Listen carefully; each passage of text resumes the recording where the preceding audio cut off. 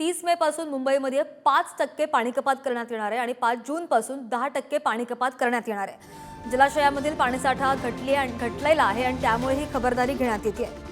तर आता मुंबईला पाणी पुरवठा करणाऱ्या जलाशयांमध्ये 1,40,202 दशलक्ष लिटर इतका पाणीसाठा शिल्लक आहे आणि वार्षिक गरजेच्या तुलनेमध्ये केवळ 9.69% पाणीसाठा शिल्लक असल्याची माहिती। अधिकची माहिती घेऊयात आमचे प्रतिनिधी विक्रांत शिंदे आपल्यासोबत आहेत। विक्रांत, 30 मे पासून म्हणजेच 5च दिवस राहिलेले आहेत। मुंबईमध्ये 5% पाणी कपात होणार आहे, कसा परिणाम होईल नागरिकांवर याचा?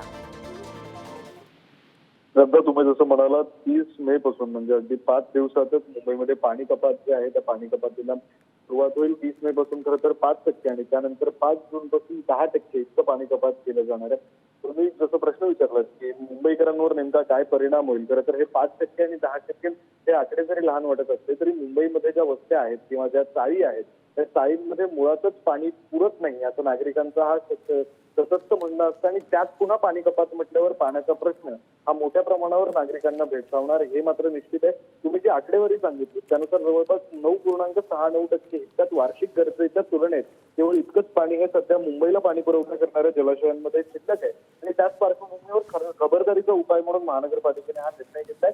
त्यासोबतच महानगरपालिकेने मुंबईकरांना आवाहन सुद्धा केलेलं आहे। मुंबईकरांना जपून पाणी वापरण्याचं, काटकसरीने पाणी वापरण्याचं आवाहन केलं। सोबतच पाण्याची चिंता करू नका असं सुद्धा महानगरपालिकेने मुंबईकरांना म्हटलेलं आहे आणि जोपर्यंत पाऊस होत नाही आणि जलाशयांमध्ये असलेला पाणीसाठा हा मुबलक प्रमाणात उपलब्ध होत नाही तोपर्यंत ही पाणी कपात कायम राहणार असल्याचं सुद्धा मुंबई महानगरपालिकेने म्हटलं।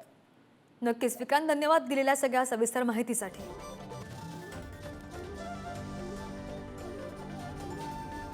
Thank you.